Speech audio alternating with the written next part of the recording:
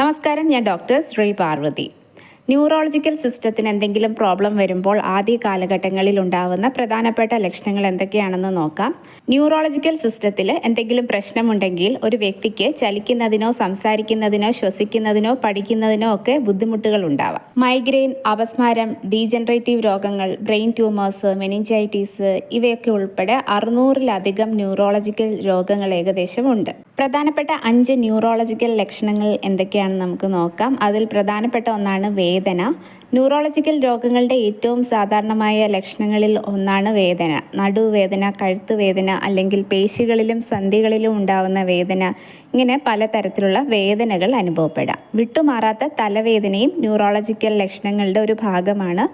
വിട്ടുമാറാത്ത ഇത്തരം വേദനകൾ പ്രായവുമായിട്ട് ബന്ധപ്പെട്ട് വരാം. പ്രായം കൂടുന്നതിനനുസരിച്ച് ഇതുപോലുള്ള വേദനകൾ വരാം. എന്നാലും നാഡീവ്യവസ്ഥയിലെ പ്രശ്നങ്ങളെ സൂചിപ്പിക്കുന്ന ഒന്നാണ് ഇത്തരത്തിലുള്ള വേദനകൾ. അതുകൊണ്ട് അത് ശ്രദ്ധിക്കുക.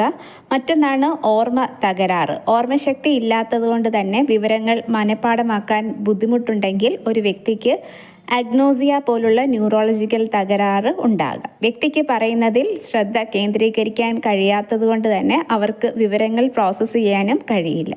അതുകൊണ്ട് തന്നെ ഒന്നും ഓർമ്മയുണ്ടാവില്ല. ദീർഘകാല ഓർമ്മകൾ പലപ്പോഴും കേടുകൂടാതെ ഇരുന്നേക്കാം.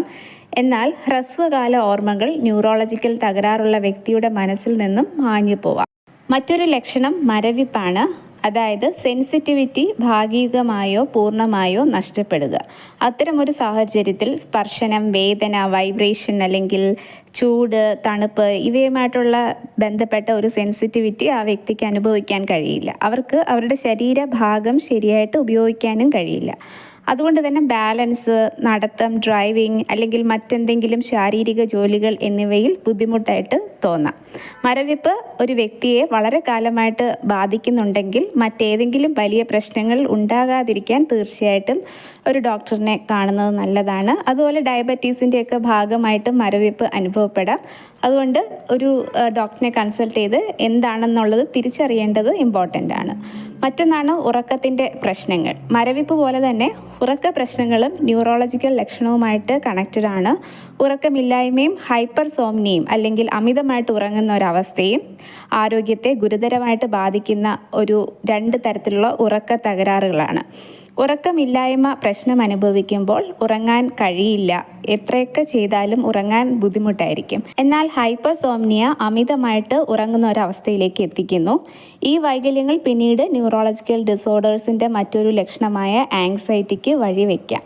മറ്റൊരു ലക്ഷണം എന്ന് പറയുന്നത് ഭാഗികമായിട്ടോ അല്ലെങ്കിൽ പൂർണ്ണമായിട്ടോ കാഴ്ച നഷ്ടപ്പെടുന്ന ഒരവസ്ഥ.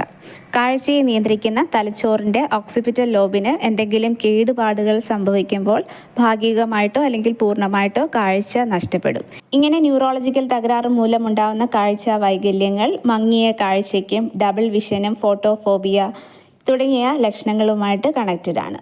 വ്യക്തിക്ക് തൻ്റെ ചുറ്റുപാടുകൾ മനസ്സിലാക്കാനും വ്യാഖ്യാനിക്കാനും കഴിയാത്തൊരവസ്ഥ ഉണ്ടാവാം. പ്രത്യേകിച്ച് ആളുകളുമായിട്ട് ഇടപഴകാൻ ബുദ്ധിമുട്ട് തോന്നിയേക്കാം. ഇത്തരം ലക്ഷണങ്ങൾ കണ്ടു കഴിഞ്ഞാൽ തീർച്ചയായിട്ടും ഒരു ഡോക്ടറുടെ ഹെൽപ്പ് തേടുന്നത് നന്നായിരിക്കും. ഇത് ഡോക്ടറിൻ്റെ ഹെൽപ്പ് വഴി ഇത് എന്ത് അസുഖമാണ് എന്നുള്ളത് വേർതിരിച്ചറിയാൻ നമുക്ക് സാധിക്കും. മാത്രമല്ല, ഇത്തരം അസുഖങ്ങൾ ഫേസ് ചെയ്യുന്ന ആളുകൾക്ക് എപ്പോഴും ഒരു നല്ല രീതിയിലുള്ള ഫാമിലി സപ്പോർട്ടും മെൻ്റൽ സപ്പോർട്ടും ഒക്കെ ആവശ്യമാണ്. കാരണം അവർക്ക് എങ്കിൽ മാത്രമാണ് ഈ രോഗങ്ങളെ എളുപ്പത്തിൽ തരണം ചെയ്യാൻ സാധിക്കുകയുള്ളൂ. ഈ ഒരു വീഡിയോ എല്ലാവർക്കും ഇൻഫോർമേറ്റീവ് ആകും എന്ന് പ്രതീക്ഷിക്കുന്നു. മറ്റൊരു വീഡിയോയുമായി വരുന്നതുവരെ എല്ലാവർക്കും നന്ദി, നമസ്കാരം.